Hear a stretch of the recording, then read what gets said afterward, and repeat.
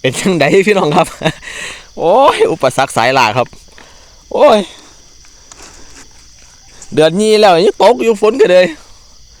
โอ้ยครับก็สิเข้ามาได้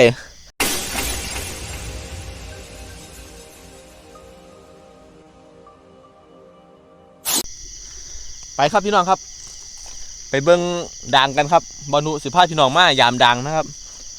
ตามสไตล์บอนุแหละครับมีเวลาช่วงเช้าๆนะครับแค่เวลาช่วงเช้าๆการยามด่างของบอนุอาจจะบ่คือหมูนะครับหมูเป็นยามแนมแจ้งนะครับเพราะว่าเป็นอาจสิลงน้ำเนาะแต่ว่าบอนุนี่ขี่เหื่อนะขี่เหื่อยามก็คือกันนั่นแหละครับแต่ว่าบอนุมีเวลาแค่ยามมื้อเช้านะครับไปเบิ่งกันครับว่าสิมานบ่มานมื้อนี้ครับ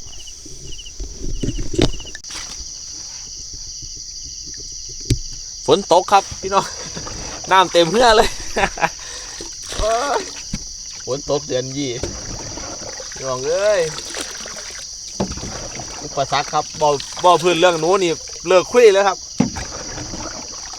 มันลำบากอีนี้ครับ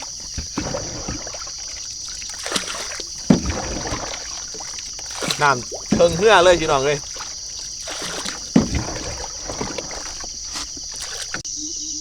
ครับพี่น้องตอนนี้เป็นเวลาตีสี่นะครับโอ้พี่น้องมึงครับโอ้เป็นหางครับปุ่นของใหม่อยู่ตัวนึงตีสี่นะครับบูวะพี่น้องยามดังตอนตีสี่นะครับคักครับ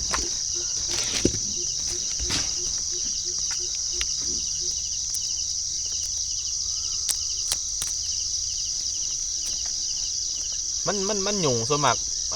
บอนุบละเมียดละไม่ปันใดนะครับเพราะว่าเฝ้าครับเฝ้ากับส่วนหนึ่งแหละแต่ก็มันกระด่างเก่านะมันเป็นยังดอกมั้ง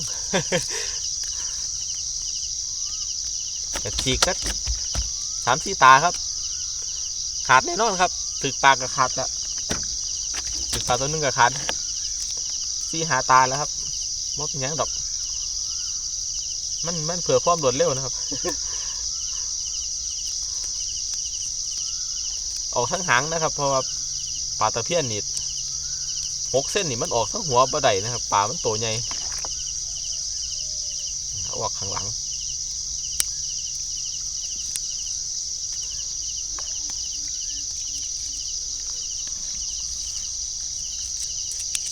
ออเดอร์ตอนนี้เพียบนะครับ คุณละ2 โล 3 โลนะครับ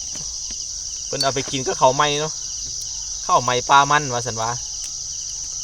นี่อีดำครับโอ้เสียดายมันตายเนาะถ้าพอตายก็เป็นราคานะครับ60 บาทลาบโอ้ยังครับ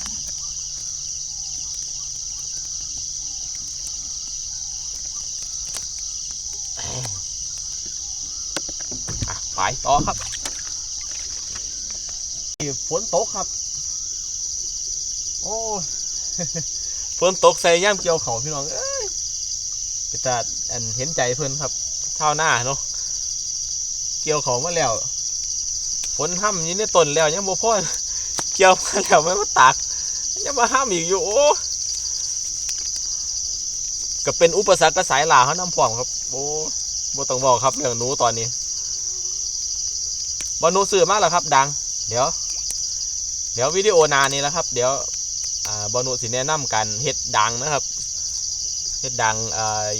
6 เส้นนะครับ6 เส้นกับ6 เส้นครึ่งยางละหัวบอลนูซื้อมาแล้วเป็นดังผิวนะครับซื้อดังผิวมาเลยนะครับรวบยอดก็ต้อง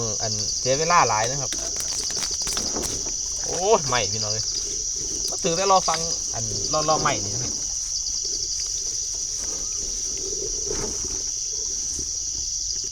6 เส้นนะครับ6 เส้นกับ6 เส้นครึ่งประมาณนี้แหละครับสำหรับปลาตะเพียนถือเบอร์ซูเบอร์ครับติโตเป็นโลกก็ถือคือเราครับเดี๋ยวบรรณูสามารถแนะนำตรงในส่วนของปัญหาที่เวลาเขาเบิ่ง อาจารย์เพิ่นเฮ็ดมานะครับแล้วเขามาเฮ็ดตามแล้วมันมีปัญหาอันใดเกิดขึ้นนะครับเดี๋ยวบอลโนสิแนะนำให้มันรวบยอดเลยนะครับ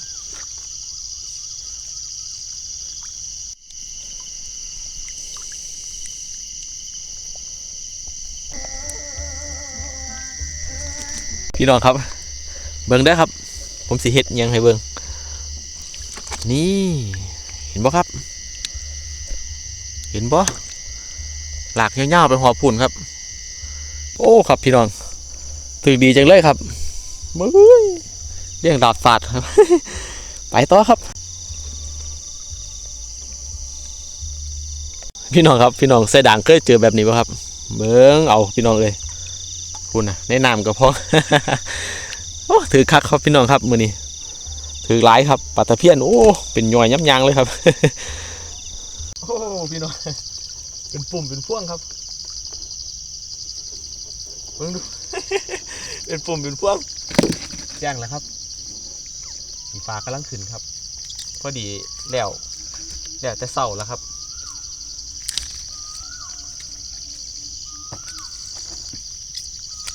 นี่ เดี๋ยวเด้อพี่น้องครับสายลาทั้งหลายเดี๋ยวบอนุพาไปแน่นอนครับตอนนี้หาปลากันครับ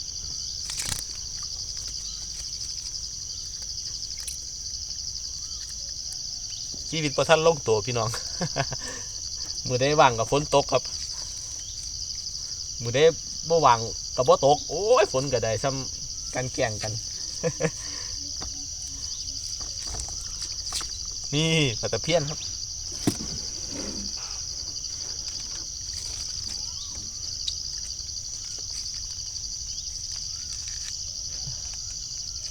บ่ลงน้ำนะครับบอนุบ่ลงน้ำมันหนาว น้ำก็เลิกคลอง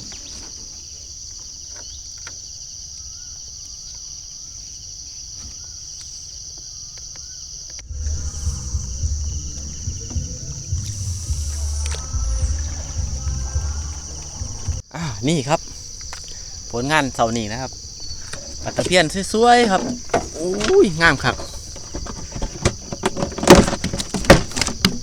งามคักครับเบิ่งแต่ละตัวนี่โอ้ ใหญ่บึกเลยครับโอ้ครับ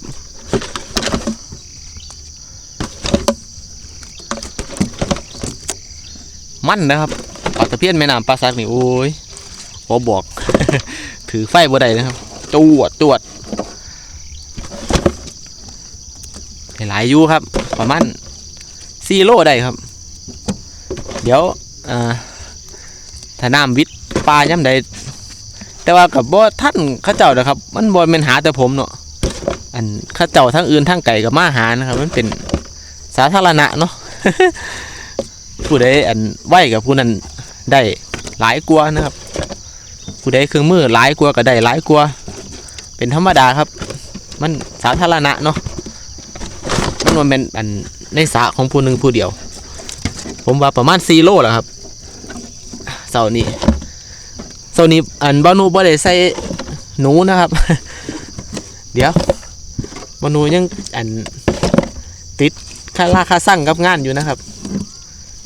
บอนูก็อาศัยเวลาเนี่ยหมูเสานะครับเนี่ยหมูเสาแต่เด้อครับคือจังพี่น้องเห็นละไต่ไฟยามดัง ขั้นบ่มีเหือก็คือจบนะครับขั้นบ่มีเหือบอนูก็หากินบ่ได้คือกัน